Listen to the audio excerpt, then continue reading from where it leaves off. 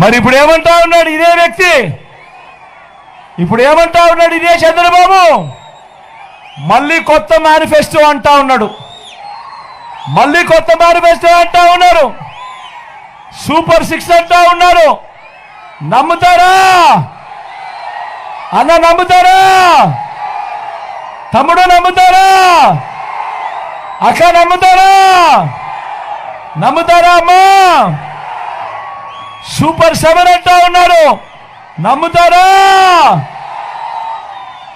ఇంటింటికి కేజీ బంగారం ఇస్తామంటా ఉన్నారు.